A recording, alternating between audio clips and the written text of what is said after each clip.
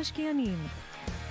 אבנר סטפאק ועומר רבינוביץ' בשיחה חופשית על התחומים החמים ביותר בעולם ההשקעות. אוקיי, ערב טוב, אבנר סטפאק. ערב טוב, עומר רבינוביץ', מה שלומך? בסדר גמור, אז נחת ממש עכשיו בנתב"ג, בואו רק תן לנו סקירה על איך נתב"ג, האם הוא בסדר? וואו, צפוף מאוד, הפתיע אותי, אנחנו עדיין לא בשיא העונה, אנחנו מדברים על יוני.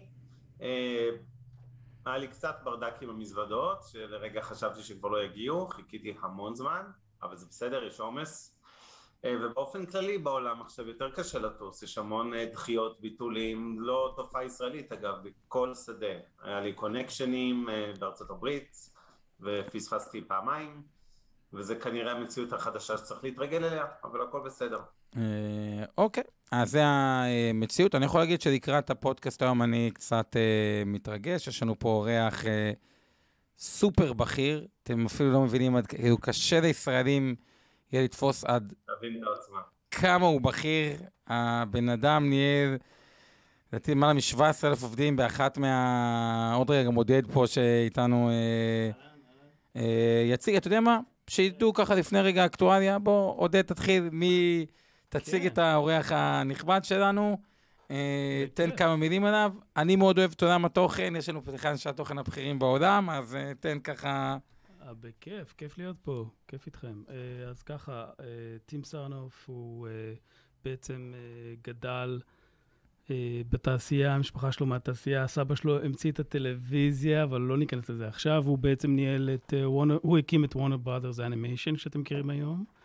דברים כמו ספיידרמן וכאילו... כן, זה אחרי זה בסוני אימג' וורקס, בעצם הוא הקים את סוני פיקצ'רס אנימיישן מתוך סוני אימג' וורקס, ואז הם התחילו לעשות גם סרטי אנימציה, ושם בסוני אימג' וורקס הוא היה אחראי על ספיידרמן, שאתם מכירים, עם טובי מגווייר וכל זה.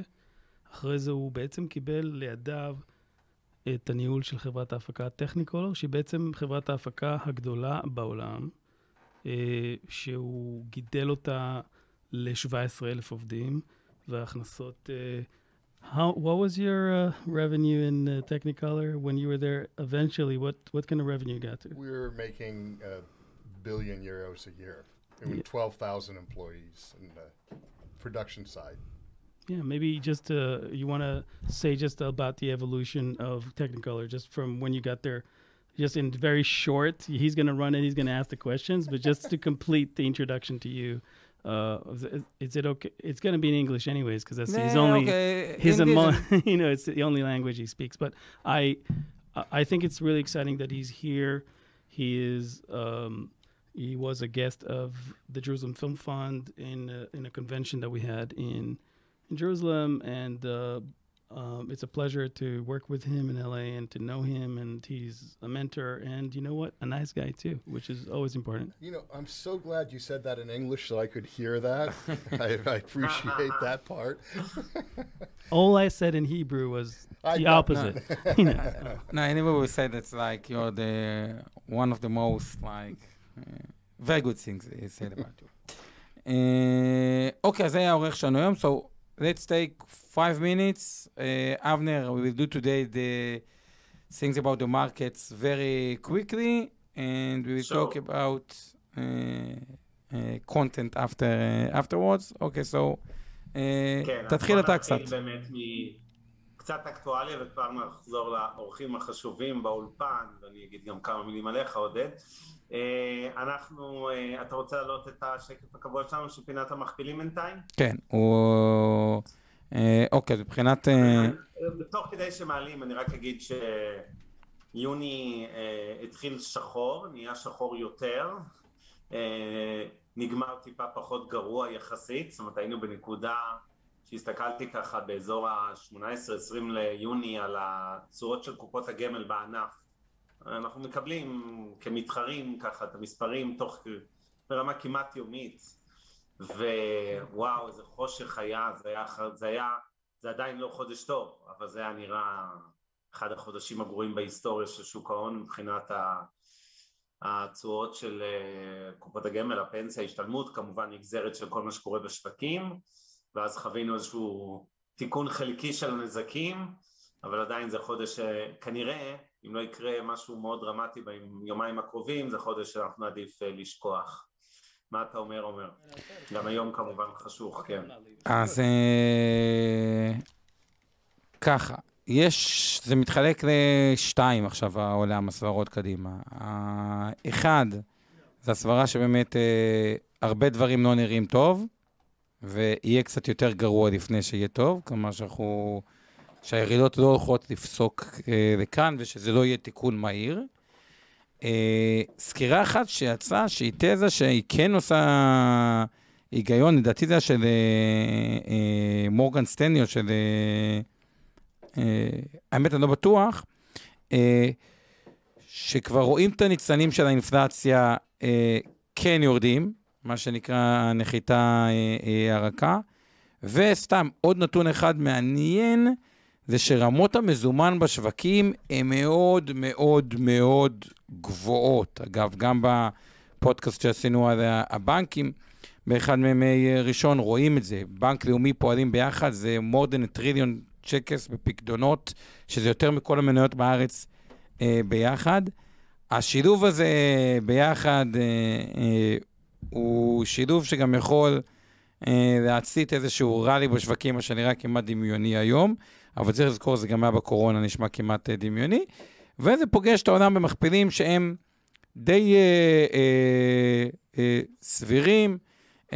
ארצות הברית, ה-S&P, מכפיל רווח עתידי 16, בנסדק 21, גרמניה, בריטניה, אזור ה-10, סין 11, גם שם קצת היו עליות, הודו מתחת ל-20 שלא היה הרבה זמן, דרום קוריאה ב-8.5, יפן ב-12.4 מכפיל רווח עתידי, אוסטרליה 14.6, כלומר, סך הכל מכפילים שהם יותר נוחים. תשואות אג"ח, היה קצת עלייה, עכשיו טיפה אפילו ירידה מהשיא, אזור ה-3.18 ארצות הברית, 2.8 במדינת ישראל, שזה גם לא המון. ועוד דבר אחד, אינפליישן אומר את הדבר הבא, מי שבמזומן, ובמזומן אנחנו ב-all time high, הוא גם סוג של כאילו מרגיש לא הבן אדם הכי חכם בעולם, וכשמשהו מתייצב, מרגישים צורך שיש אינפלציה להשקיע את הכסף. עולם נדל"ן יחסית גבוה, שמורגש שהוא לא אלטרנטיבה בעיקר טובה לשוק ההון, גם זרימת הכסף לנדל"ן שהוא היא גם לא לגמרי ברורה, כי אם עוד שוק המניות נפגע, עולם המניות, עולם הנדל"ן לא נפגע, אז זה עוד משהו שעקרונית יכול לתמוך במניות. אז ככה, אינדיקציות לכאן או לכאן, ונראה מה יהיה התפתחויות. צריך לעקוב. זה ככה הראייה שלי. אבנר, אתה רוצה להוסיף עוד משהו? כן, אני רוצה להוסיף קודם כל התייחסות לנושא האינפלציה, כי יש פה כמה דברים מעניינים. תראו, אינפלציה בדרך כלל, אין לנו את הסבלנות, כן, מדד של חודש ספציפי, הוא לא מדד מייצג לטוב ולרע. וכשאנחנו מדברים על עלייה או ירידה בקצב האינפלציה, הרבה פעמים זה נגזרת של איזשהו נתון מחודש אפריל, מאי, יוני, מרץ, whatever. ואנחנו ממהרים להסיק ממנו מסקנות ונכנסים להיסטריה כשקצב האינפלציה עולה מ-8.1 ל-8.3 או מ-8.3 ל-8.5 לחישוב שנתי, וממהרים להתלהב אולי מאיזה נתון חיובי של פתאום איזה חודש נמוך יחסית לציפיות של אנליסטים, וכבר לשמוח. אני מצטער לאכזב, בנושא האינפלציה המילה האחרונה עוד לא נאמרה, זאת אומרת אני לא מאוד פסימי, כמו שאני פשוט מרגיש שאנחנו עוד לא יודעים באמת להגיד שאפשר להירגע וזה מתקרר. אני כן אגיד שהתחושה שלי שזה מתקרר בעיקר סביב האטה העולמית, ואולי גלישה בהמשך ממש למיתון, שיש לזה יתרון וחיסרון, זה נשמע כאילו אולי פסימי ואפוקליפטי, אבל זה לא. כי בסופו של דבר תזכרו שהריבית שעולה בכל העולם, גם בישראל, עולה הרי בעיקר כדי לחבות האינפלציה, אבל כמו כל טיפול, לא נעים להגיד אונקולוגי, היא מחבה הרבה דברים אחרים גם, והיא פוגעת בתאים הבריאים, כלומר בצמיחה של המשק, ובכל העולם, גם בישראל. וככל שיראה לנגידים המובילים בעולם, כמובן הפדרל ריזרב בארצות הברית, אבל גם אצלנו בבנק ישראל שעוקבים אחרי הצמיחה מאוד, ככל שיראה שהעולם עובר יותר מהר להאטה, זה כביכול חדשות רעות, אבל יכול להיות שלשווקים זה יהיה חדשות טובות, כי זה בעצם יסמן את ההתחלה של סוף העלאות הריבית, ובשלב מסוים אם יהיה מיתון חריף, לא שאני מאחל לנו את זה, אז נראה אפילו היפוך מגמה, כמה שזה נראה כרגע דמיוני, ומעבר להורדות ריבית חוזרות.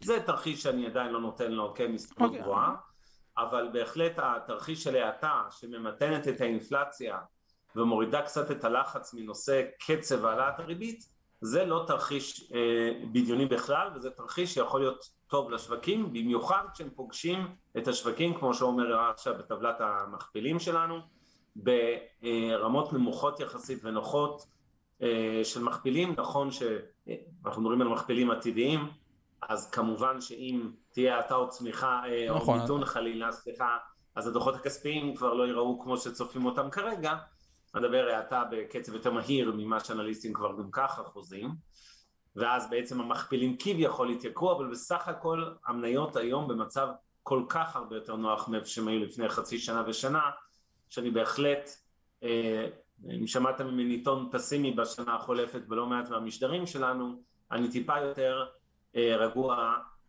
כרגע לגבי הרמה הנוכחית, דגש על מניות הטכנולוגיה הגדולות, אני חושב שהם חטפו בלי פרופורציה, ובכלל חברות גדולות נסחרות היום בכל עולם במכפילים נמוכים. עוד מילה שאני רוצה להוסיף זה על אירופה, שימו לב לא רק לעובדה שאירופה מתפקדת כרגע הכי טוב בשווקים עצמם, ראינו את גרמניה עם עלייה של 7% בדקס מתחילת השנה, בריטניה עם ירידה קלה, היא נהנית גם מעליית מחירי הסחורות. זה מעניין לראות, ראיתי ראיון השבוע ב-CNN, לא זוכר בפוקס עם פומפאו, מזכיר המדינה לשעבר, שאתם זוכרים, היה בתקופת טראמפ וחובה בישראל, ודיבר קצת על ההשוואה של אירופה לארצות הברית, ויש לי קצת הרגשה, אולי האורחים הנכבדים שלנו גם אם ירצו יתייחסו לזה, למרות שזה לא הנושא, שאמריקה קצת שוקעת, ואירופה שמיהרנו להספיד אותה בשנתיים האחרונות, ויש לה לא מעט בעיות, מערכת בנקאות, ילודה אפסית וכולי, אולי היא לא תחליף את ארצות הברית, אבל אולי יחסי הכוחות טיפה השתנו. אז זה מה שלי יש להגיד. עומר, נעבור למנה העיקרית? כן, נעבור, אז בדיוק, נעבור למנה העיקרית. יש את גישת מורגן, שאני אקח את זה לדעתי שהיא קצת יותר אופטימית, עוד הרבה פסימיות, ובואו נראה את ההתפתחויות ככה בהמשך, אבל כרגע אני רוצה באמת לעבור על לנצל את ההזדמנות עם התוכן, כמו שאומרים, אז אני אתחיל בשני משפטים בעברית, ואז נעבור להמשיך את הכל באנגלית. אז קודם כל, עודד תורג'מן שבאולפן, אני מדבר בעברית כי זה הוא, כן, אבל גם הצנוע הזה שיושב שם ליד טים, הוא שותף שלנו, גילוי נאות של מיטב וניו לג'נד, זה הזרוע החדשה שהקמנו, שמתעסקת בעצם בהשקעה בתוכן בכל העולם, גם בישראל כמובן, אבל לא רק, מסדרות טלוויזיה וסרטים וכולי. יש לו רזומה מדהים של בן אדם שהתחיל בארץ, הכי, אפשר להגיד את זה, כאילו, הכי מידל קלאס טיפוסים, וכאילו באמת צמחת יפה מאוד, עם סיפור אנושי מרגש, שאני לא יכול רק מקוצר זמן להתחיל להיכנס כל התיאורים והלימודים והכל, ובסוף מגיע לאחת הצמתים הכי מרכזיות בתעשייה בהוליווד, חי בלוס אנג'לס, ומנהל את הפעילות שלנו משם, ועכשיו נמצא לשמחתי בארץ, ואנחנו גם נפגשים עוד כמה ימים,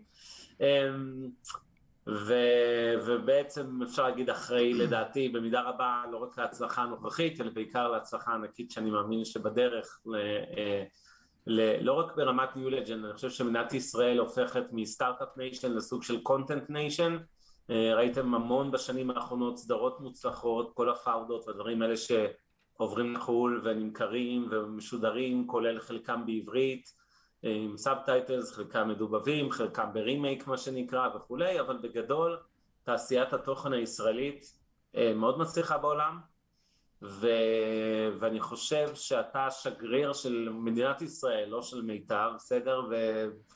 וקליפורניה שם, וארצות הברית בכלל, שזה מרכז התעשייה כמובן, העולמי, לפתח את זה הלאה. אז תודה שאתה איתנו. קודם כל, ידעתי שזה היה מסוכן לבוא לעבוד את טים לפה, בכלל הייתם אמור להיכנס, רק הוא ביקש ממני לא ללכת לאיבוד, אבל תודה, זה הכבוד הוא הדדי. הוא האורח היום, אני לא אקח את הזרקור ממנו, אבל באמת הוא היה פה בקבוצה של האורחים שלנו, שבמסגרת לתמוך ביוצרים צעירים בירושלים, ביחד עם המיזם לקולנוע וטלוויזיה בירושלים, הם יש אולפנים חדשים בירושלים שפתחו ביום שישי, וזה לא פרסומת, זה רק תמיכה בתעשייה, הם לא קשורים למיטב, לא קשורים אלינו, פשוט תמיכה באולפנים חדשים שנפתחו, ולכבוד זה מושן קפצ'ר, ולכבוד זה היה פה גם וינס ג'רארדיס, שהוא האקזקטיב פרודוסר של Game of Thrones, וטים וקרייג סימס, שהוא בעצם אחד מהבכירים של ספין מאסטר, שזה מפרץ הרפתקאות, וזה בקוגן למי שיש ילדים, וכמובן אמנדה לורבר מדיזני פלאס, שהיא בוחרת איזה תכנים יפותחו שם, כל הקבוצה הנחמדה הזאת הייתה, וגם תסריטאי של סימפסונס, שאני באופן אישי מעריץ.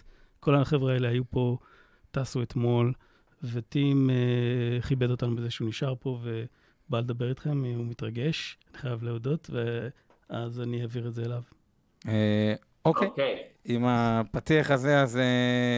We're going to the main course. אנחנו נעשה את הרעיון הזה באנגלית. מדי פעם, we'll stop every few minutes just to translate to our Hebrew listeners and viewers.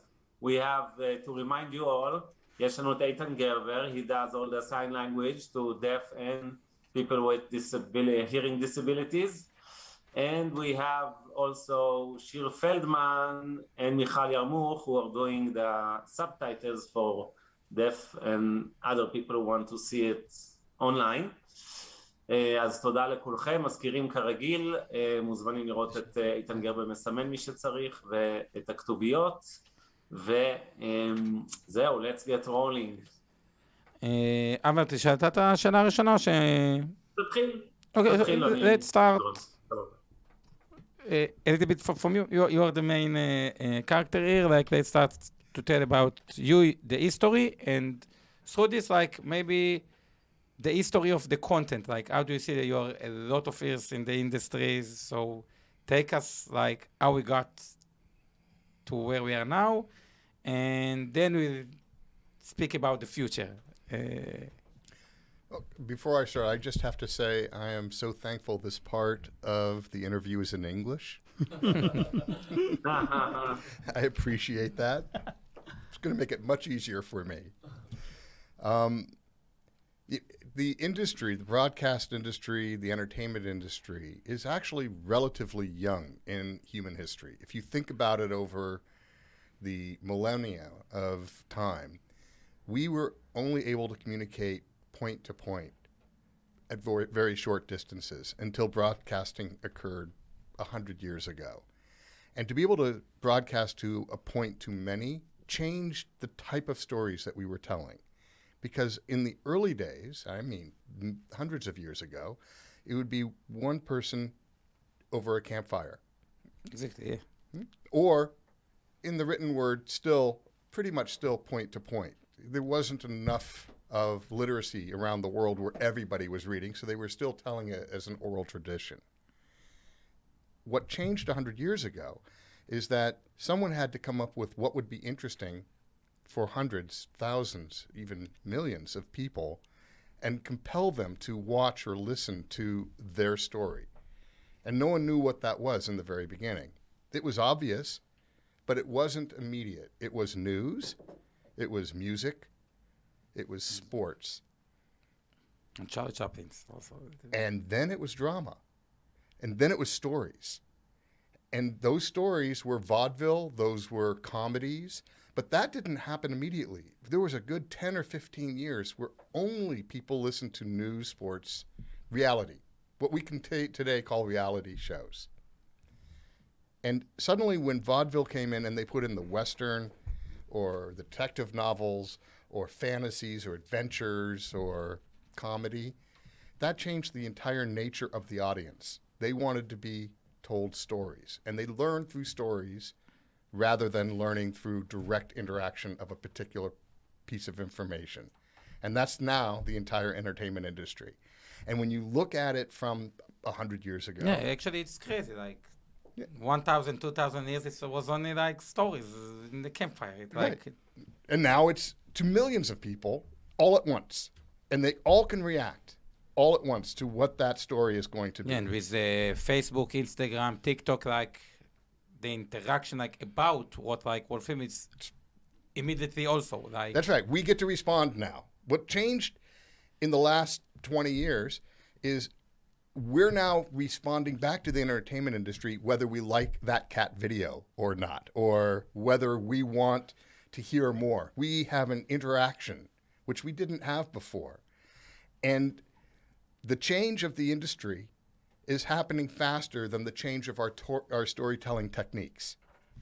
And that's important to know. Okay, I'd like just to translate in a few seconds for Hebrew.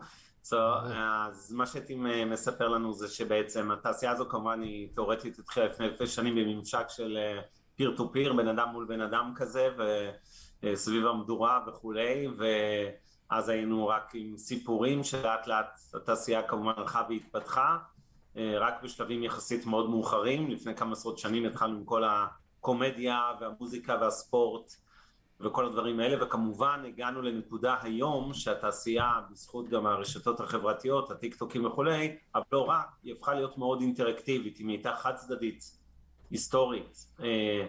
היוצרים, המציגים, מספרים לנו, אז פתאום לנו יש מה להגיב חזרה לתעשייה, להגיד, לעשות לייקים, לעשות שייר, לראות, יש רייטינג, יש את כל המדידה של אם אנחנו אוהבים או לא אוהבים את זה, יכול להיות לזפזפ כמובן ולבחור, זה אני אוסיף מעצמי.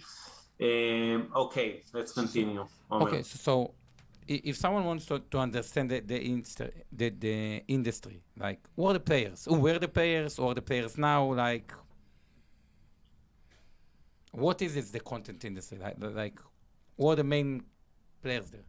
So if you broke the industry out into three bubbles that intersect with each other, there's the content, and that can be a base story from any kind of origin, whether it's a comedy or a drama, whether it's a local story or a global story. All of them will have some universal truth that people can actually feel directly connected to the message that story is being made. That's a part of the industry that is the one everybody understands. It's the message, if you will. The other circle is the workflow. These are all the production people. These are the actors, the directors, the writers. These are the people who actually do the execution of that potential story. And that's where most people think the industry lives. But it's really the story is where the industry lives. And the execution, the filmmakers, the prop people, the visual effects people, the animation people, all live in that other bubble. And then the third bubble is distribution.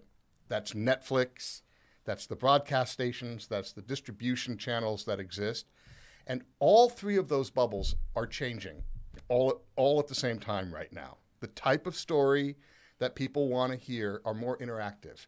They're more localized in some content places rather than the way they were told 20 years ago. You would never have a Squid Game from Korea go global 20 years ago. That would not have happened. It is now something that is expected to happen. And it's expected to happen not only from Korea, but from Germany, from France, from Israel. Anywhere that there is a good genesis of a story, we are, as an industry, looking Why? for Because that. it's more authentic? Because it's more what? That it's so succeeding, like, in your opinion? There are cultural universal truths that exist everywhere. There are relationships between father and son. There are relationships between family and non-families, between allies and enemies that exist whether you're in China or you're in Israel. Those universal truths are probably true for all of us. But the way the story is told is culturally dependent. So I might not see the subtleties that exist in a story that comes from Beijing the way they would see it. So if you really want to attract the people in Beijing, you probably have to tell it from their point of view. Yes, but it's, okay, so it's because the people of Beijing wants, like, the kind of story of Beijing, but the games like Squid Games, it was like, because it's Korean style, it's like, maybe people worldwide like more, like, No, point of view of the local. let me just say, all good stories come from the same universal truths that will affect all of us. Whether we're Israeli or American, we still feel the emotion between the characters. We still cry at the right time. We still laugh at the right time. That's important. But the difference is, what is the key? What's the trigger that makes you cry versus what might make me cry? What is the thing that makes you react? And that's going to be culturally dependent. So you actually have to now focus on the stories that relate closely to, let's say, an Israeli audience that might not be the same for a Latin America audience. And what Netflix is doing and the streamers are doing is they're suddenly realizing we can tell the same story over and over again with just subtle changes so that we can really press the right triggers in the locality in which that story is supposed to be told. It's not just language. It also may also be just intent, focus, the type of acting that goes through. So you have to remake it. You can't just... Squid Game is a little unique. By the way, it's a unicorn because it's a universal truth story in Korea that we can still connect to if we're in Israel. You know, you definitely... Yeah, it's... You don't need that to be told again Wanted from to a say different point of that view. Squid Games is the most watched show in China, and they don't even have Netflix because they download it, which is an amazing thing to me. And yeah, The just- Chinese. But now, when you're looking at those shows, and if you were a streamer, you might say, "Shall we just send that show out directly to the world, or do we want to redo it again in English, or do we want to redo it again in Hebrew? Do we want to reproduce it?" And that goes into the workflow category. Is it more effective to redo it from a completely different point of view? The Americanization of The Office, for example. There was a British show called The Office, and then there was an American show called The Office. Truthfully, the British show called The Office was a much better show. The American show was a much more profitable show. And so, by definition, even though they redid the same story from the UK to the US version, it didn't play as well in US if it were just the British version. You can get it in the US, but there were just cultural sensitivities of what's funny in the UK that didn't play out as being similarly funny in the US. So it made more sense to redo it. Because comedy is very local. Comedy is very local. Right. And so the workflow is now changing because we used to only have to make the shows once as an industry and then dub it. And if you didn't get the joke, it's not our problem. Now we're looking at it as we make it once, and if it really works well, let's make it 10 more times, which means you have 10 more productions from a single success rather than just replaying that single success. But if you look like on the very big, like Games of Thrones just mentioned, like it was globally that like you didn't need to remake that. Like that's right. Some you don't have to do that with. Game of Thrones is a perfect example. That's an adventure. You're not going to make a Korean version. It's right. Works for. So you talked about more for drama, or comedy, or like things with like more, just like. Okay, so you say. Comedy doesn't translate well. Drama translates less. Adventure translates very well. So you have a play on whether you're going to rebroadcast or you're going to redo the show. And the point I'm trying to make here is that the distribution channels are now asking for more than one production on the same story. And that's changed what you keep on your sets. That changes who you keep on your staff from one type of sequence to another, what's going on with the production deal. So the deals change. The rights change. Do you sell both? Do you sell the original and the new production? Do you not provide the original to the new location? So those decisions are just starting. That's just a new form of storytelling. If you had an opportunity, let me just put it this way before we translate. If you had an opportunity to hear a story from 3 different cultures, the same story, but you could hear it in a language you can understand, and you suddenly saw it's almost like a different camera angle. Would that be of interest to you, that you could suddenly see, well, wait a second, this is from Oded's point of view. This is from Tim's point of view. This is from the Israeli point of view. This is from the American point of view. What's funny or what is different? I will tell you, I've watched different shows that are from different countries of the same show, and the differences are subtle but significant. And it's usually worth making the show over again than just rebroadcasting it, unless it's such a complicated show like Game of Thrones or a Lord of the Rings, where you just can't. You just can't, yeah. Right. Okay, so... טוב, עצירת תרגום, אומר, שנייה, סבלנות. אז מה שטים בעצם מספר לנו, מדבר בעצם על השינויים בתעשייה, על המרכיבים של התעשייה, התחלנו מזה, כמובן יצרני הקונטנט, המפיצים, הצרכנים. אני חושב שכל הנושא הזה של הגלובליזציה, שמצד אחד יש תכנים שבאמת יוצאים היום לכל שנרכשים על ידי שחקני הסטרימינג בעולם ובעצם משודרים בהרבה מאוד מדינות. יש תכנים שיותר קל לעשות אותם גלובליים, למשל אדוונצ'ר, כל הנושא הזה, ומצד שני יש תחומים שהם קשים יותר, כמו דרמה או קומדיות, שהם תחומים יותר לוקליים, עם באמת ניואנסים תרבותיים מקומיים, ובמצבים האלה בעצם תעשיית התוכן היום מייצרת היום לכל סדרה או סרט וכולי, לפעמים כמה ורסיות שמותאמים לשווקים שונים, שזה מאוד מעניין. הוא עצמו צפה בחלק מהמוצרים האלה מאותה סדרה, באותו סרט לצורך העניין, באמת כשהוא בא מהזווית הבריטית, הישראלית, האמריקאית וכולי. I want to ask you a question.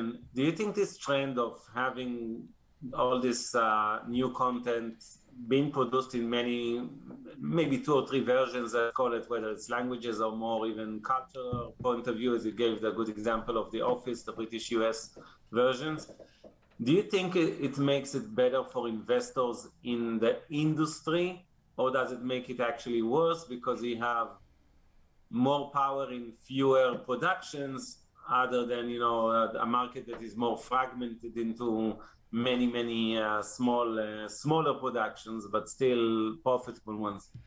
Depends on what side of the investment you're on. If you actually invested in The Office, then it's better for you. If you've invested on a show that gets pushed out because they're not going to spend money on that show, it is worse for you. But to be not glib on that, historically, broadcast was linear and time sensitive. You only had 24 hours a day and 7 days a week. With streaming, you have unlimited time. So the amount of product that can be made is only defined by and constricted by the amount of money you have and the amount of talented people available to actually produce that content. I will tell you, there is currently more money out there than there is talented people to produce that content. So you will actually see a degradation in some of the content for the same amount of money, simply because it isn't automatically a skill set one is born with, how to produce great entertainment. It's a skill you have to learn. It is a process that is complicated.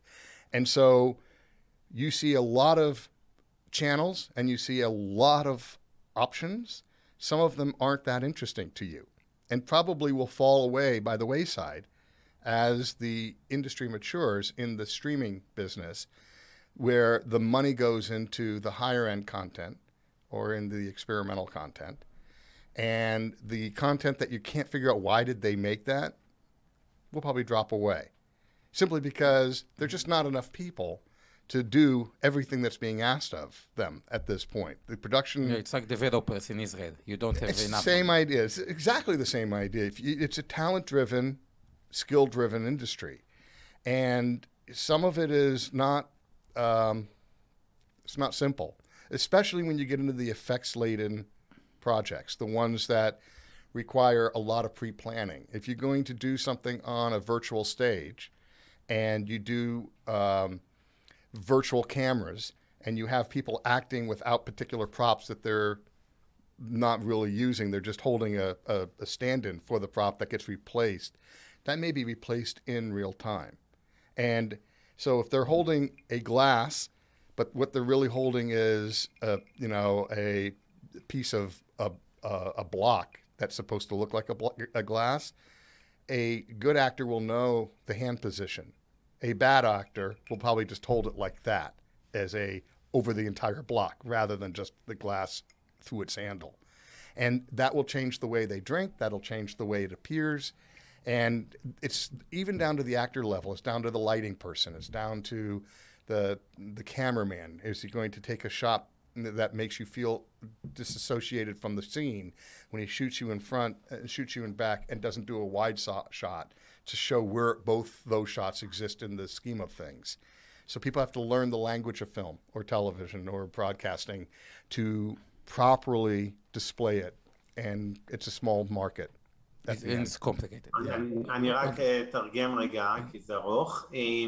מה שתי מדבר עליו זה בעצם שיש איזושהי בעיה היום בתעשיית הקונטנט, שמצד אחד יש לכאורה הרבה כסף, מצד שני יש מעט יוצרים או כישרון, נקרא לזה, מחסור בכוח אדם, מיומן, להפיק הרבה מאוד דברים, וזה סיטואציה לא פשוטה, כי בעצם בסופו של דבר הסטרימרים למיניהם שהם היום רוכשי תוכן מהגדולים, ישקיעו בהיי-אנד של הסדרות שהם רוצים כמובן לפתח, ולאט לאט אנחנו גם כצרכנים ננטוש כל מיני ערוצים או תוכניות זניחים יותר, סדרות שבשוליים וכולי.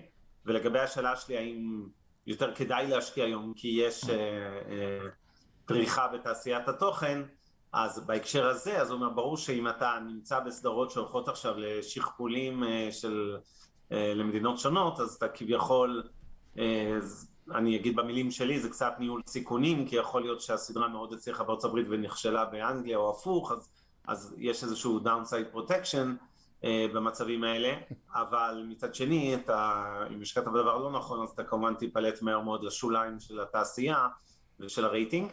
Let's continue, עומר, רצית לשאול אותה משהו? Let's go about the industry. Okay, so we have the one part of now you talked about the distribution and like about, take us all the other players, like. Okay, so let's play out a scenario. The three bubbles. Sorry? Go back to the three bubbles, like. Okay, so let's just play this out. So again, there's the content, there's the workflow, how you do the process, and there's the distribution. What's happening, because streaming is now binge watching, you watch an entire series at once, or we're trying to get back from the storytelling where you're doing a comedy or drama to the immediacy of just in time, like news, sports, and music. And what's the appetite for stories is no less than the appetite for news, sports, and music. So it may take a year to develop a program. It may take an hour to shoot a sports event. How do you get that year's worth of work so that people can see many, many hours at a time for what takes a year to do versus just shoot something live? What's happening in the industry is no different than what's happening in all of technology. What's happening with 5G, what's happening with real-time rendering. We used to have to, in visual effects, have a bank of computers. And when I was at ImageWorks, the bank of computers was over a block long, city block. And there were hundreds, in fact, thousands of computers to render all of the images, one pixel, one frame at a time. On a 150,000 frame film, it could take 17 hours to render one frame. This is back 20 years ago. Today, we're looking at rendering things 30 frames a second, 60 frames a second. So the speed differential between the amount of time that it took to get work out then and the amount of time that takes to get work out now is all technology driven by the speed of the processors, the type of rendering software we're doing, whether it is Maya, which is a standard rendering computer process, versus Unreal, which is a game engine, which expects things in time, and getting the artists who do things for film to work more like the artists who do things for games.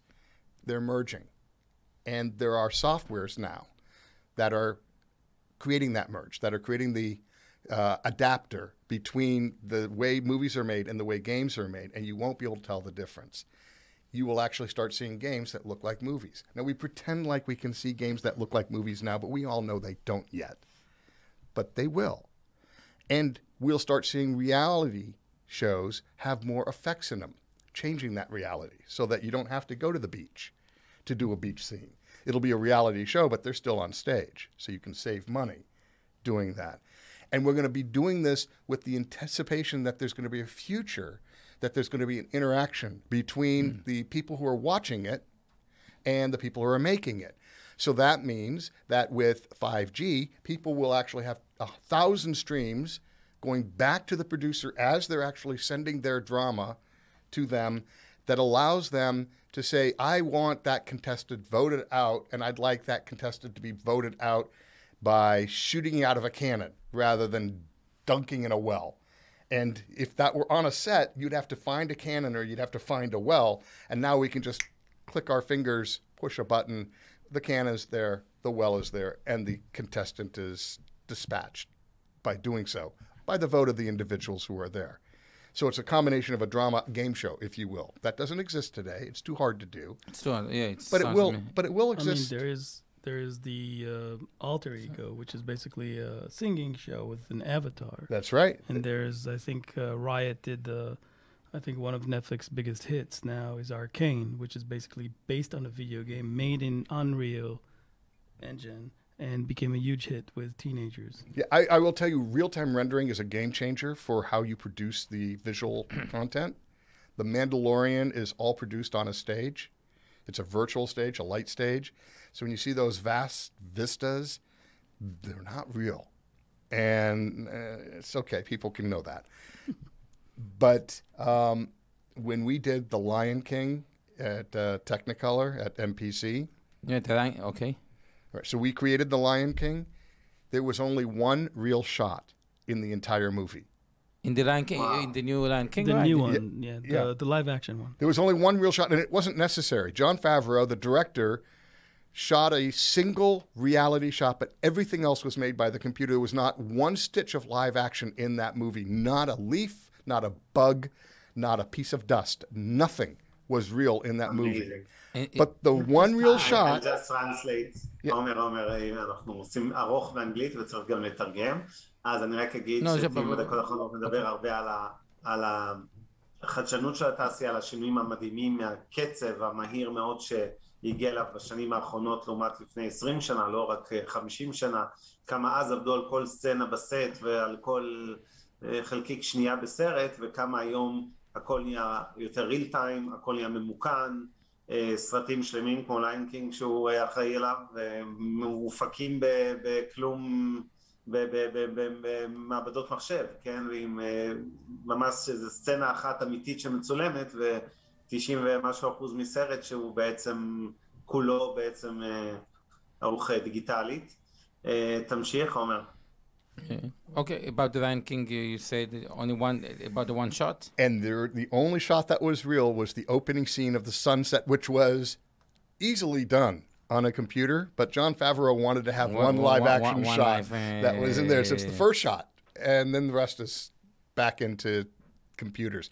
And today, that fidelity, that quality, is the anticipated quality for everything. It's the bar by which everything else is now set, and it's good enough that the Lion King, it's considered a big success? Very big success. Very big. Huge. Yeah. And the new one. By the way, you've got, let's take AMC as a company. As like AMC, it's, how do I call it? Kolnoa, but... You mean the AMC theaters? AMC theater. So you've got the AMC theater that once was like, the AMC was strong. You've got all the Disney, Netflix, Hulu, Amazon Prime, Apple, that's also there. And you've got the producers, and you've got, let's say, the storytellers or the one who give the ideas. Who's strong today? Like, it's interesting. Who is losing? Who is winning? Where it goes? Today, there's always been a struggle between the distributors and the content creators. And that struggle has existed from the very beginning of the entertainment industry. There was early on, from 1918, when the previous pandemic hit the world, Louis B. Mayer bought up all of the theaters that were going out of business. And he created the studio system by buying up all the contracts of all the actors. And then he bought up all of the scripts and created MGM and the studio system. Paramount followed, so did United Artists, and all of these companies would hold on to their slice of the pie and then horse trade between each other until in the United States there was a law case, a Sherman Antitrust Act, against the studios that you couldn't vertically integrate the content creation and the theater owners to stop others from being able to participate, and they broke that monopoly up. The same thing occurred with broadcasting, in which NBC, ABC, and CBS were building their own vertical integration that they would produce all the shows, own all the shows, distribute all the shows, and syndicate their shows, and the producers were left out in the cold. They'd only get paid once to create the show, but they didn't get any back-end participation. And in the 1960s, there was another Monopoly Antitrust Act that broke that up, saying that the networks could not own the same shows that they were going to syndicate with their competition. And that created the big producers of the 70s, 80s, 90s, and probably for the last 50 years, the big studios that are not part of the network broadcasting. Today... Just the people who don't know who are the big players there? Sorry? People who don't familiar too much, who are the big players there? There were, back 100 years, back 50 years ago, in the United States, there were 3 major broadcasters. And they controlled most of television. 90% or more. And cable changed that. So when HBO came in the 70s and 80s, and Turner Broadcasting started, CNN started, it changed the balance of that relationship. With streaming, with Netflix is changing the game again by pre-buying the rights for the entire show and vertically integrating the production and the distribution, and so is HBO, and so is Paramount Plus and Disney Plus. How is and Disney Hulu. Plus, by the way? It's succeeding very well. I see the numbers of... Huge. Gigantic. It's gigantic. Huge. But what will ultimately happen is the real king is still content. When you want to watch a show, you want to watch the show, not necessarily Netflix. So the real winners will always be the content producers. It may take time for the balance of power to shift, but today the balance of power belongs to the streamers. Tomorrow, it will go back. It's a pendulum. It'll go back to the content creators. And at the end of the day, nothing is worth watching on a streaming channel unless it's the content you want to watch. And you're not going to turn on a streaming channel and say, what do I want to watch? You're going to say, I want to watch, let's say, Game of Thrones. And so you're going to go toward the content before you go toward the streaming. Yeah, it's content. like my little brother, just done at Disney Plus because he want to say that, not the star. There is the Stars of War, what have been before, what's the name of the... Oh, the Mandalorian or Obi-Wan Kenobi? Yeah, Kenobi something. Obi-Wan Kenobi. Okay. Yeah. He done because he wants to see Kenobi. Right. It's very specific. Exactly. Yeah, you're going specifically to the product. It's like you go to the store that has the product you want to buy. If it doesn't have the product you want to buy, you'll go to another store. That's what's going to drive this industry. So, אני אעצור כאן רגע, עומר, חייבים לתרגם. תמיר כותב לנו, תמיר says, we need 5 hours with you. People are very happy to hear you. They're writing in live in our chat now.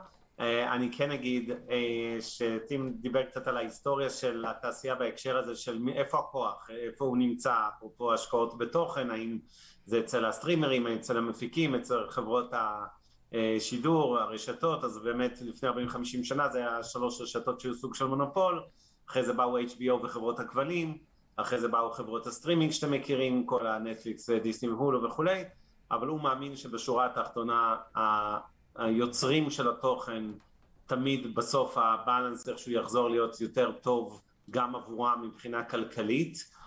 I just want to ask you, aren't you afraid it's just one monopoly that's pretty much replacing the old ones? I mean, so you talked about vertical integration in Netflix, etc. So in the end of the day, we'll have, let's say, 4 or 5 huge companies controlling the whole value chain in the industry. And why are you still optimistic it will balance back towards the content creators and producers? That's a good question.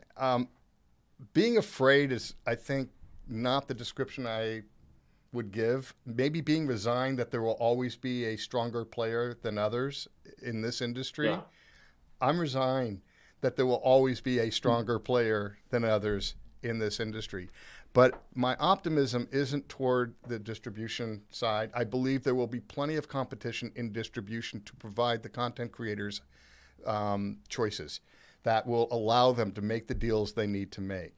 What is the base of my personal optimism is that I believe that we are only limited by the human imagination, which I believe is unlimited. Our ability to tell stories and make them interesting is the reason why I'm in this industry. It is not because I want to make a lot of money. You get the people who, I can make a lot of money in this industry. I will be honest, that's certainly not a driver.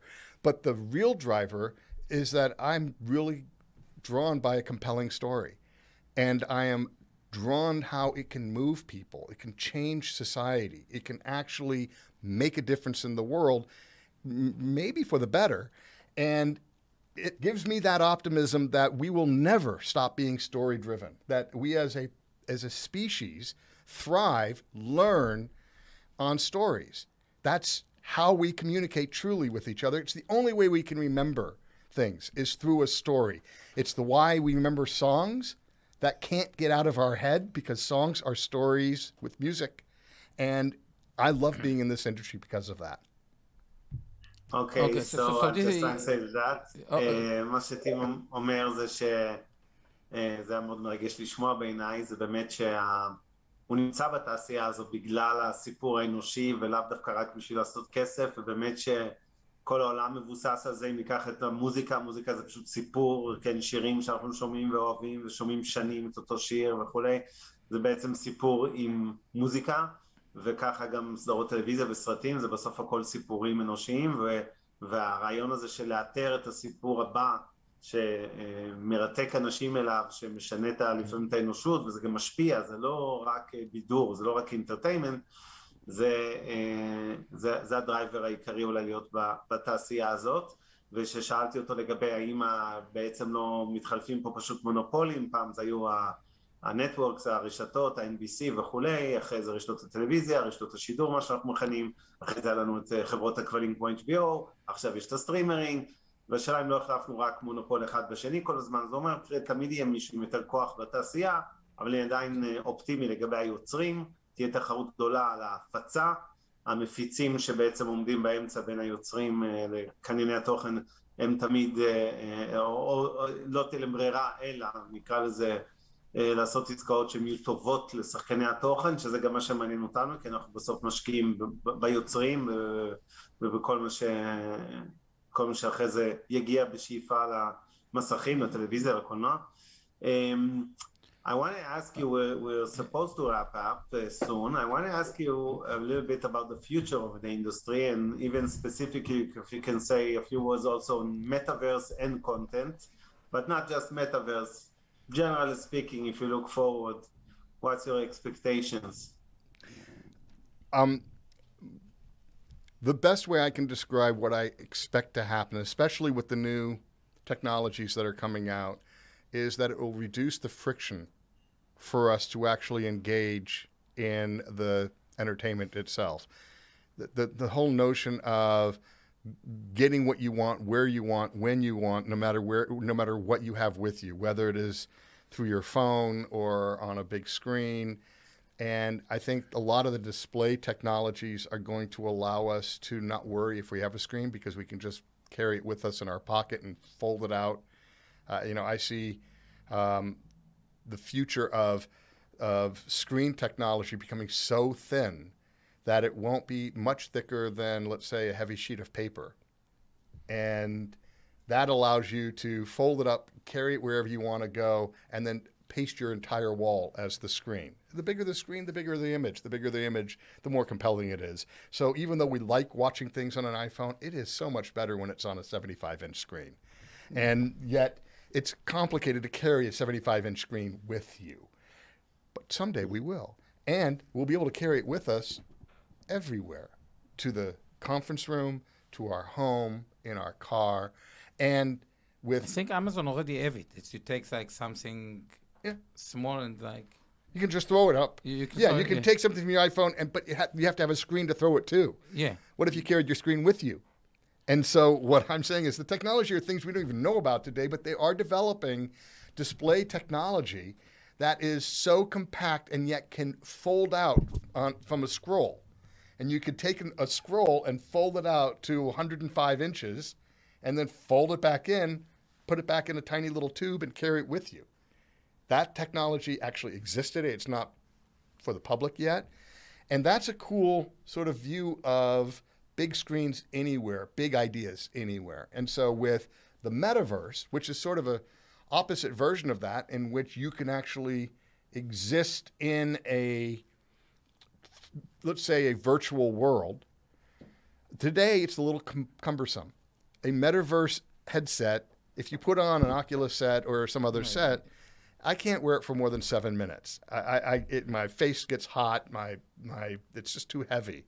Some people can last longer. My son holds the record of 7 hours or something. And so, I guess there's a tolerance 7 level. hours in the metaverse, it can be dangerous. That's just wrong. It's just wrong. Fortunately, he's old enough at this point, I can't tell him one way or the other.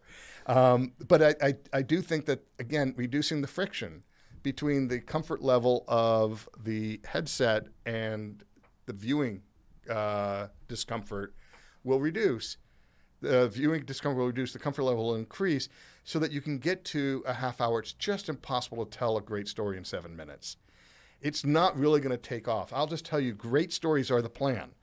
And the metaverse won't take off until you can tell a really good story in it. And so if you're stuck with 6 minute, which is about the length of a Looney Tunes short, Bugs Bunny, great. If you're only going to watch a Looney Tunes short, metaverse is for you. But if you can wear the headset for a good half hour, which we're used to, or an hour, it will take off. So the first issue is to make the cumbersome piece comfortable. That's going to be the big issue. Okay. By the way, personally, you believe in it? I'll translate. Okay. שנייה אומר. מה שאתי מדבר עליו זה מפתיע, אבל באמת נשמע מאוד common sense, אני אגיד בכנות. זה באמת על החשיבות של הטכנולוגיה בעתיד שלנו. מצד אחד, כשיהיה לנו מסכים נגישים כמו מסך טלוויזיה, אבל כזה שאנחנו לוקחים איזה משהו קומפקטי קטן, מקופל, ויכולים לפתוח איזה שטיחון קטן על הקיר, איפה שלא נהיה, ופתאום לראות משהו שאנחנו מקרינים טכנית דרך האייפון או הסמסונג שלנו, אז זה מאוד יעזור לתעשיית התוכן בעתיד, וזה טכנולוגיות שמפותחות, עדיין לא ממש פעילות, אבל יהיו אותם. ומצד שני, כשמסתכלים על עולם המטאוורס, אחת הבעיות הקשות שם זה החומרה, זה המשקפי אונקולוס וכולי, שקשה מאוד ללבוש אותם לאורך זמן, והוא חושב שכל עוד המטאוורס תלוי כל כך בזה שאנשים באמת, כאילו בחומרה, וקשה, וזה חם, ומזיעים, ולא נוח, אז יהיה קשה למטאוורס בכלל להתרומם, לא רק מהזווית רגע של קונטנט וכולי. זו נקודה מאוד מעניינת להתייחסות, כי אני אומר את זה בתור חסיד של התחום, שמאמין בו מאוד, אבל נתן לי חומר למחשבה. I want to ask you a question from the audience here. Danny is asking, are we heading towards content as a service? You will buy the story you want to hear or see specifically. You won't be just on Netflix or whatever cage. Exactly. To go exactly. Lords of the Rings of the the producing like special Lord of the Rings. That's it. Not I think that's a viable. I think that's a viable mechanism to do that. I don't think it's in place of a streaming service. And here's this. I don't think streaming service is going to replace theaters. I'm going to be on the other side of that argument that, movie theaters are gone and streaming is going to be the only thing. I happen to like to go to movie theaters. And I do believe there's a reason that both of them can coexist. And I believe a direct purchase for a piece of content rather than buying a service is also something that can exist. And for years, people thought that television was going to eliminate movie theaters. And for years, people thought that television was going to eliminate radio. And we still have radio. Video killed the radio, yeah. And we still have television, even though that should be gone by now. You still have broadcast. So I think these things coexist for a particular slice of the market that will actually, I'll tell you what television provides that's difficult with streaming. Ready? News, sports, and music. News, sports, and music. The very beginning of the things that it provided is the very same thing that sustains them today. It's just going to be hard to watch the Olympics on Netflix. But could it become a content as a service industry, just even in terms of the ownership of the content? And I mean, you cannot buy directly today, from whatever. I just want to see this specific program, chapter 11 of whatever. Not through a Netflix theoretically, but directly. I'm. You mean like the old days? Feasible to say. Like the old days when you'd go to the video store and just buy the one video? Is that what you're... Yeah. Right? Content as a... I'm trying to understand what Danny is referring to when he said content as a service. Yeah. If I understand right, that's what he was asking. If it's a blockbuster... Right. The blockbuster model. We can, yeah. Maybe. For your opinion, in the streamer, let's say, you're going to see... Today you have like the big ones, like Disney, Netflix, but you also have like a small one, like if you know Curie Systems. Yeah, no, but yeah, I know there are a number they're doing like a kind of National Geographic. Like, do you see maybe consolidation over there? Like the small niche will be bought by... Of course. There's going to be consolidation. There's going to be people who are going to be companies that will be... There's a lot of play in this industry. This story is not done. If this were a story, you have Netflix that ran the world. Disney's coming quickly on its heels. So is HBO Plus. So is, through the Discovery. And you've got Hulu. You've got a bunch of streaming services that are gaining traction right now. And that will change the industry. And those that don't gain traction will be acquired or consolidated by those who do. So there's going to be a lot of play in the streaming business. Some will hold out and be small and survive. Some will not want to be small and will be consolidated. I don't know if they're going to be, and I'm not going to prognosticate whether there will be major consolidation, but it would not shock me if it did happen. Like between any big ones you want. I'm not even going to suggest it. All I'm going to... insider information. I got it. Yeah. Okay, so give us the list of stocks now that you want. Because a lot of people ask me, or I ask also myself, like Netflix, if John, for an example, if you say Netflix, Disney, it's also public companies, of course it's not a recommendation or going short or long or any other recommendation, but like when you go Netflix, it's very hard like to duplicate the two things. One, the personal technologies that they have, like they know already all the data about the audience, the recommendation like systems. And then for them, like to pay more for for producer make more sense because they have more audience. Like it's a simple equivalent, like you've got like 2 million, like you've got more audience, it's make more sense to pay more because the audience is bigger. The market now killing those like companies is something like why? First, people will not like for like what is the narrative that's Netflix, for example, went down 75%.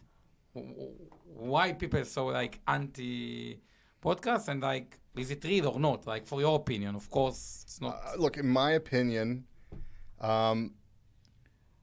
There's no logic to the stock value. there's a logic to the story, but I can't say why investors are suddenly down on Netflix from where they were a year ago. There's not much new news about Netflix today than there was 6 or 8 months ago.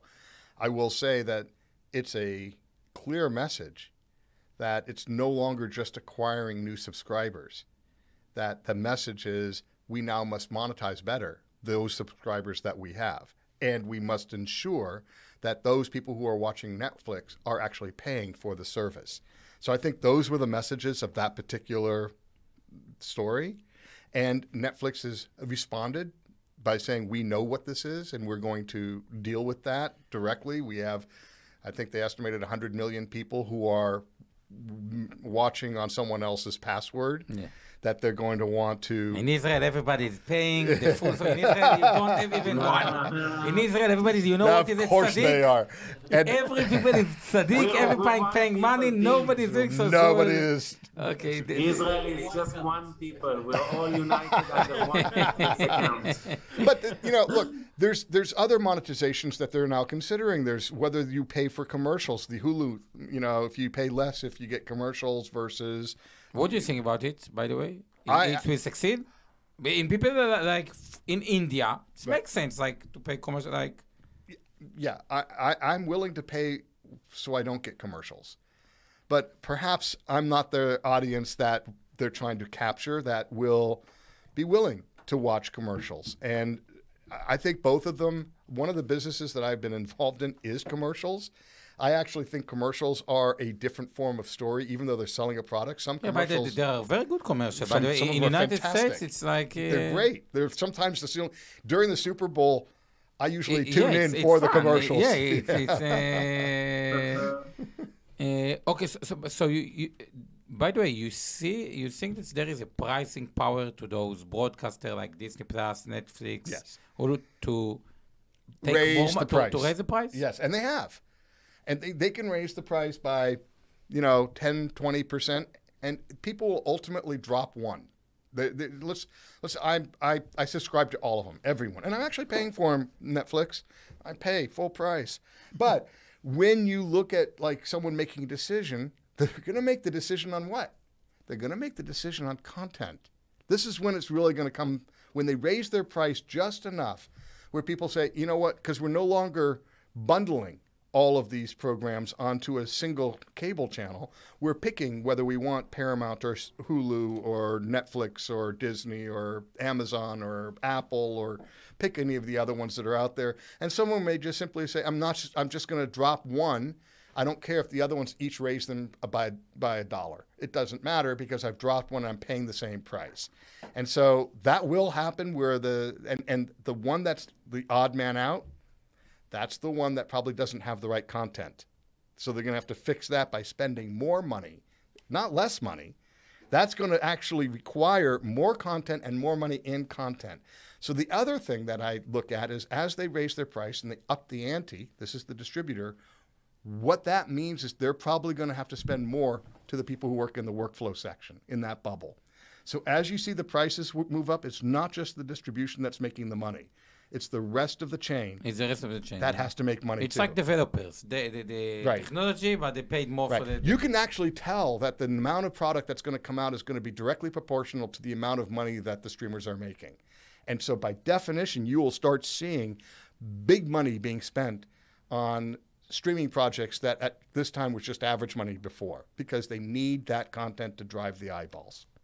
But you have lack of people who can do it? שנייה, אני צריך לתרגם, אנחנו רצים יותר מדי ולא עוצרים, אז I'll just say that מה שטים אומר לנו זה כמה דברים מעניינים, כמה תובנות. קודם כל, שהוא מעריך שתהיה קונסולידציה בענף, שנראה מיזוגים, יהיו שחקנים קטנים שיבחרו, אולי להישאר קטנים ולשרוד איכשהו, אבל לא מעט אחרים שיתמזגו, לא יודע להעריך מי כמובן וכולי. אני אוסיף את דעתי האישית מיזוגי ענק יכול מאוד להיות שיחסמו רגולטורית בכלל בעולם על ידי רשויות ההגבלים העסקיים השונות, אבל להערכתו תהיה קונסולידציה, יהיה מצב של העלות מחירים, הוא חושב שהם יכולים לעלות מחירים, אז יכול להיות שהיום משקי בית שיש להם 3 או 4 או 5, כל אחד לפי יכולתו הכלכלית מנויים במקביל, אז יצמצמו, אז יורידו אחד מהשחקנים, וזה יוביל לתחרות יותר קשה על התוכן, להשקעות יותר גדולות על התוכן, כי בעצם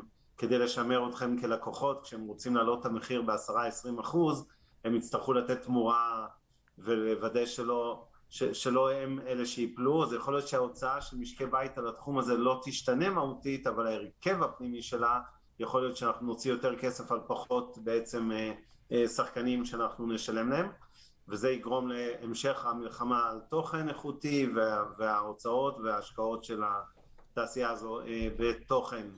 Omer, we're pretty much running but out of time. like one, two last question, because like this is Okay. questions that a lot of people ask me.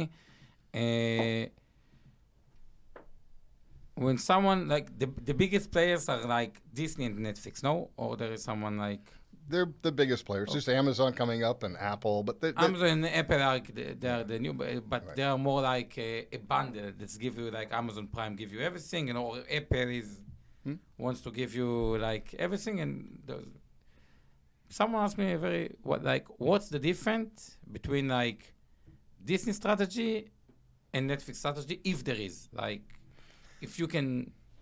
Disney is a corporation with a theme park. And so there is more play on their overall goal than just the broadcast or the streaming production. It is all within an ecosystem that the product that they're presenting, let's say The Mandalorian, also connects to the theme park rides that they have, that also collects to the toys that they have. So they're really well integrated as a machine to produce the product, to distribute the product, to get an after market for the product. Whereas Netflix, Yeah, it's a flywheel. it is. Like Disney is a Right. flywheel. Like Right. okay. So they're different. They're really. This is the difference between the overall strategies between these companies. And Netflix is yet. I don't know what they'll do, but they're pure play. When you're investing in the Netflix medium, you're investing in that streaming service. You're not investing in the aftermarket of toys, or you're not investing. By the way, in you see it's opposite. It's like there will be Netflix park in the future. Wouldn't that be great? It We can could- be cool. That would be But- great. I don't see it, but if they do it, I will be the first in line.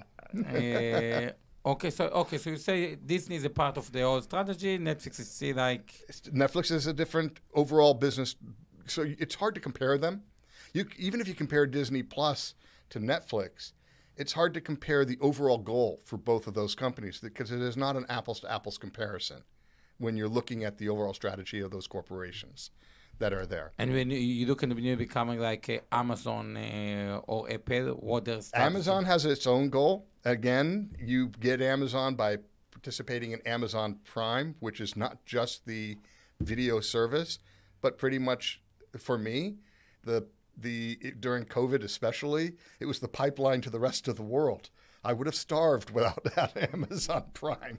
So let me just say that there was a whole plethora of things that we looked for from Amazon that are not necessarily just entertainment. Their entertainment function, by the way, is a part of their business. They're huge on server business, broadband, on being able to actually move data across. That dwarfs their entertainment offering that's in there. So they've got a whole set of businesses that this is just a part of the overall picture. So And Apple the same as Amazon? Apple is, again, has a nice software packaged in beautiful hardware business that also now has a streaming service that is a offshoot of their music service that they created. And so they have a whole other ecosystem, and they are different in terms of their cultural connection. So in Apple is a much more heavy focus on the individual privacy of the viewer on Apple that, let's say, Facebook does not have. So you have a different set of guidelines and rules of what these companies are striving to achieve that may not be exactly equal to each other, even though the services, when we receive them, look the same. I just want to watch a show. And when I pick a show that I want to watch, I am personally, and I suspect I am in the absolute majority, I personally don't care if it's Apple, Netflix, Hulu, Disney. Don't care. I care about what show I'm seeing. I don't care if that company is the one that I'm going to go take a theme park ride on, or is the one that's going to deliver me my groceries, or a company that I'm using to buy my computer. Just like you said. Don't care. I just want to know what the content is. Where is Roku in all this? People say Roku, like... Roku is I love Roku. I think Roku is terrific because I actually take my Roku stick whenever I travel anywhere in the world so I can actually have all of my services. Maybe you can explain what is Roku to the audience in Israel. I'm not sure that's everything. Roku is a distribution platform, primarily as an aggregator of the individual services. So you can put Apple and you can put Disney and you can get Amazon Prime and you can get your cable channels, and you put it all into one sort of, right now it's a stick, it could be a box, that will allow you to sign on to it as the box that replaced your cable box. So for those people who cut the cord of cable, and for most of your audience don't even know what cable was, but let's just say there once was a time where you actually got everything through cable onto your screen rather than getting everything over the air. Roku was that box that suddenly said, we'll do that, you don't need a cable box anymore. And Roku is also setting up their own content company. Mm-hmm. And now they're creating their own shows too. To compete their clients, which is like... and what's the money business model? These people ask, like, of Roku, it's like... For Roku? Affiliation? They take part of the Netflix and... I actually don't know the business model in terms of how they get paid for you to watch on there. I do know that they get paid for their boxes, but I'm sure that's just a entry level for utilizing the service. Roku, though, is a gateway. That's really what it is. It's a gateway onto the screen itself from the service. If you don't want to see it on your computer... So you've got the Roku stick, then you on the Roku stick, you've got Netflix. Let's pretend you don't have a smart TV and you have a TV that you bought 10, 15 years ago that you still want to use. Roku, you hook that up to your TV so that now it makes it a smart TV. Okay. And by the way, for those of you who are part of Roku and I got that wrong, I apologize. But that's how I use it. Okay, so just like from what you are saying, just if to summarize, like the most like people who from content point of view, everybody wants to see like great content. From investing point of view, everybody wants to know where the world going for. So like is what I understand, like so you are not optimistic but not pessimistic as everyone on the AMC they say cinemas. It's still going to stay alive as entertainment? Like, I believe there'll be fewer screens for cinemas. They'll go from 12,000 to 9,000 to 6,000. I think the experience of going to cinema, conversely, will get better because I believe that when there are fewer screens, those that survive will have to up their game. And so you won't go where the screen is out of focus. You'll actually have food service. You'll actually be able to reserve your seat easily without friction. And it will become an event that's worth the money to go there. It is still, and this is a quote from Michael Eisner, who ran Disney many, many years ago. And I love this quote that he said about Disney, which is, we're not in the entertainment business, we're in the travel business. We actually move you from your seat to outer space for $12. And there is no place for 2 hours that you can actually take a trip so far away for so little money. And that's what we do for a business. And I like that. I like the notion that it transports you from your reality to a better reality. And there's no better reality and place to do that than with an audience in the dark when people are laughing along with you at a comedy. And if you're watching a comedy at home on your screen, on Netflix, and you're laughing out loud, people are going to take you away because they're worried about you. But if you are laughing with an audience and that audience is laughing with you, you go back to the original part of how we've learned for the last 10,000 years at a campfire light, with a single source talking to us all at once, and we are all laughing at the same time. That's what a theater is, and there's no replacement for that. Okay, so, I really like so you say this is about the theater. About the streaming, if I understand you're right, if you have more points that we will appreciate. Like you've got, Netflix is probably the only pure player on the industry. No, there are others. Hulu's a pure player. Hulu is... I don't know if it's here in Israel. What's the size of Hulu, by the way? It's Hulu is owned by Disney, and I can't remember who else. I think they may have bought the whole in the transaction. It was once Disney and Paramount, and I think Fox, and I'm not sure who actually owns it now. It's probably Disney and Paramount. And there's Paramount Plus. There's Paramount Plus. That's a pure player. There are pure players that just do streaming. So Netflix is not alone, and there are more coming. And I'll give you two. I'll do two prognostications. Okay, two statements that 3 years from now, 3 to 5 years from now, I come back, and you'll say you were right. But it's not going to be that. It's not going to be that complicated. The first is there will be consolidation of both small and large streaming players in the next 3 years. We don't know who they are. And two, and more likely, there will be a new streaming service that will become one of the big three in 5 years that you've never heard of today. Do you really see like why you say about the first one? Mm-hmm. By the way, for a pure player to do a consolidation, it's make a lot of sense. Like it's like it's an obvious. Yeah, it's the one that's less obvious is the second thing I said. Exactly. By the way, for people like today, the multiples in the industry are not high. Let's say the multiple of Netflix as an example is 17. So basically, merger in this area, it's kind of the same amount on content, or that's 20% more, but twice the audience. Like it's for a pure play, it's make. Why do you think that there will be a new one, which is like a big one? Like because historically there always has been.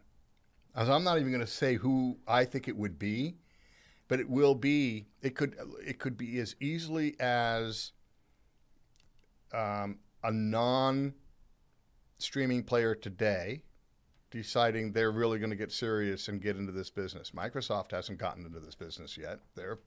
They could be a player through Xbox, for example.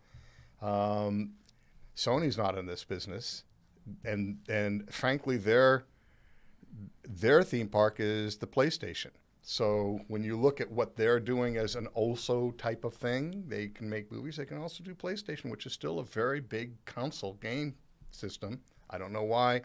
I don't know if Sony's going to be helping to set up their own system or not. I have no information on that, but I still believe that we haven't heard the last of the big entry players in the next 5 years who want to be in this business. By the way, gaming you mentioned, like people say it's crazy. That's also gaming from like 2 points of view. First, like the young audience, maybe if you've got like the Champions League on like very big events, League of Legends. I'm not so good at the gaming, but like esports, mm-hmm. Like it's going to be like huge. Why it's not esport is going to be huge. All your children is play like it's already huge. Yeah, it's already huge.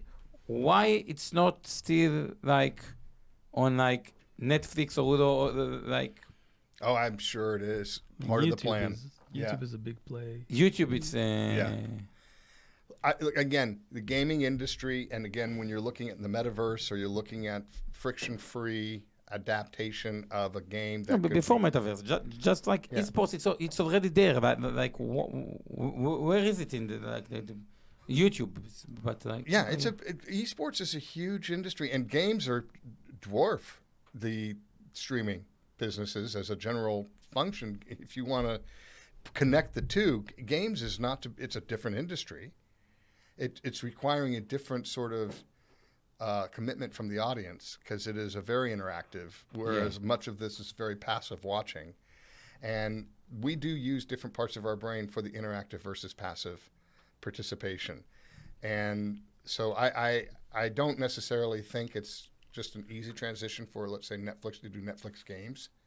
And Yeah, because people like to hear the broadcast and to be there sometimes. It's a like passive sports, function. Yeah. They're trying. And this is not my area of expertise, but I will just say from personal points of view, when I watch the way my children participate with media and the way I participate with media, there is a real generation gap.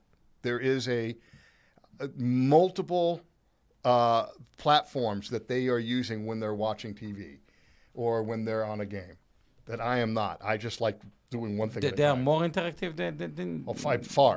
By far. Like, by far. Ridiculously different ways of viewing content than I would watch.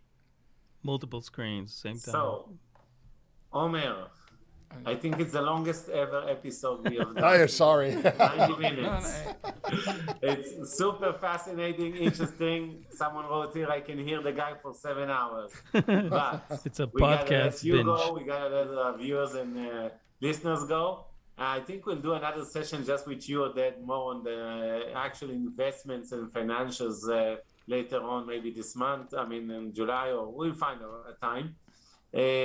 אני רק אתרגם לכם, I'll just say a few words in Hebrew the last 10 minutes. אולי אחד הדברים הכי מעניינים שהוא אמר, והוא מהתעשייה, והוא לא מדבר אולי מידע אלא מאנליזה, אבל עדיין שהוא חושב שבעוד כמה שנים, אחד משלושת השחקנים הגדולים בשוק הסטרימינג לא יהיה שחקן שאנחנו מכירים כבר כשחקן סטרימר, הוא לא יודע מי זה יהיה, הוא נתן רעיונות כמו מייקרוסופט או סוני, אני אוסיף מעצמי, זה יכול להיות גם שחקנים כמו פייסבוק, שהיום אין להם נוכחות באזור הזה, מייקרוסופט וסוני דרך האקסבוקס והפלייסטיישן, אז יש להם איזה פלטפורמה שזה גם כאילו הגיוני לצמוח ממנה לסטרימינג, אז יהיה מעניין לראות אם התחזית הזאת אכן תתגשם. כמובן שיש פערים עצומים, הדור הצעיר ביפר הרבה יותר אינטראקטיבי מאשר הדור שלנו הזקנים. אנחנו נודה לו על זה שהוא איתנו. I want to say thank you a lot. Tamir writes here in the chat that it was amazing, inspiring, and gave me a lot of food for thought and, you know, directions of the industry. That's one of the more addict viewers we have, and many good feedbacks. Anyways, so I want to thank you, Tim Sernov, for being with us for 90 minutes. Probably more if I take into account when you came into the place. Seriously fascinating. We are deeply in love with the industry, I can tell you that, both Omer and myself, and I think Meitav as an asset manager. So we're going to be players, continue to be, and we just started. Maybe Meitav will be one of the big three. Maybe one of the big three investors one day. All this will be ours. Anyways, so thank you a lot. תודה עודד תורג'מן שליווית את האורח שלנו ועל כל העבודה המדהימה שאתה עושה ב-LA, גם למען ניו לג'נד וגם למען ישראל בכלל. אנשים לא יודעים כמה דברים אתה עושה שם בשביל תעשיית התוכן כל כך הרבה שנים. אנחנו רוצים להודות לצוות שלנו, אורן ברסקי, עמי ארביב ואור חלמיש מאינבסטור. תודה לאיתן גרבר שהחזיק מעמד עם הסימון לחרשים. תודה למיכל ירמוך ושיר פלדמן שתרגמו בלייב קפשנס בזה. תודה לאור אריאל האלופה האופטימית שמשדרת אותנו בלייב ומשקיעים בדרך לעצמאות כלכלית. את מי עוד אני מפספס? כמובן עוז גצליק הגדול שמנהל את כל השידור הזה מהבית, ואורי טולדנו שאחראי על הפודקאסט באולפן. תודה לכולם, ערב טוב. Thank you again, Mr. Sernov. It's been a pleasure having you with us. My pleasure. Thank you. אוקיי. תודה לכולם, לילה טוב, וניפגש בשלישי הבא. כנראה שנצטרך לעשות סשן על אקטואליה עם כל מה שקורה היום ערב בנסדק, אז אנחנו נחזור אליכם. עולה 3%, מה, יום רגיל. כן. לילה טוב. לילה טוב לכולם.